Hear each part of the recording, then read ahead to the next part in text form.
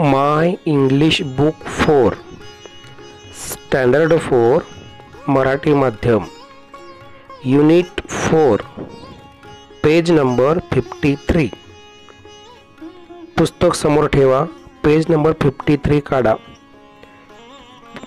Building sentences.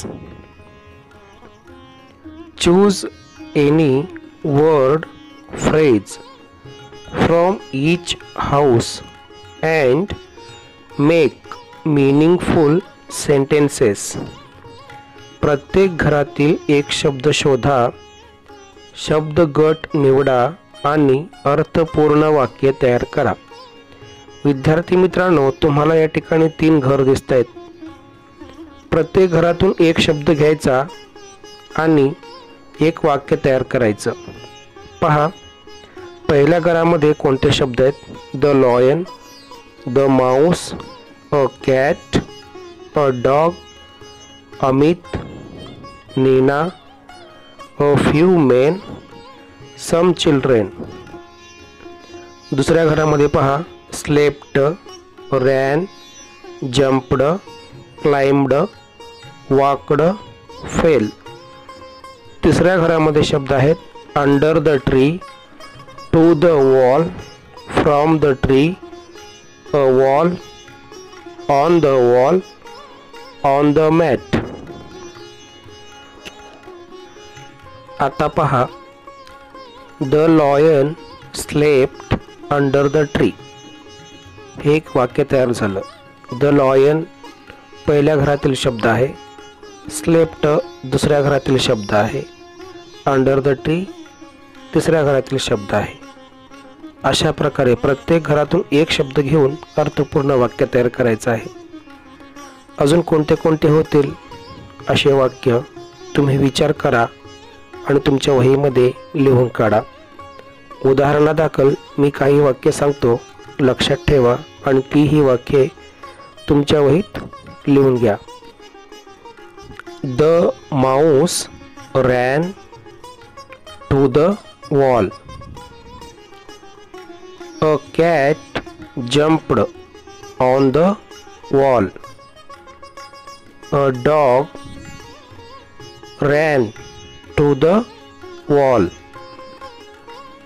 Amit slept under the tree. Nina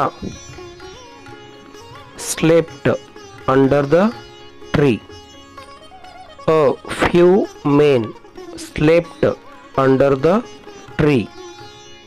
Some children slept on the mat.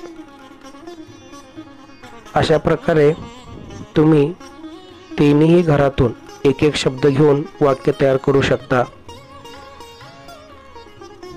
त्यानंतर खाली पहा, खाली सुद्धा 3 घरं आहेत. पहिल्या घरात शब्द आहेत I will, we will, you will, he will, she will, it will, they will. दुसऱ्या घरात शब्द आहेत sing, study, live, play, wash, paint, speak, write, make, it. तिसऱ्या घरात शब्द आहेत tomorrow, today, tonight, on the day after tomorrow, 2 days after tomorrow, at once, soon, later. तिन्ही घरातून एक एक शब्द घ्यायचा, शब्द समूह घ्यायचा आणि एक वाक्य तयार करायचं. उदाहरणादाखल मी काही वाक्य सांगतो, तुम्ही तीही वाक्य तुमच्या वहीत लिहून घ्या. शिवाय दुसरीही वाक्य तुम्ही तयार करा. I will sing tomorrow. We will study tonight. You will live सून.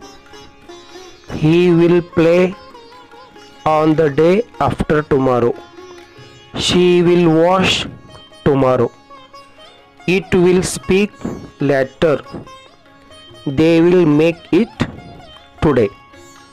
अशा प्रकारे अर्थपूर्ण वाक्य तुम्ही तयार करा. Thank you.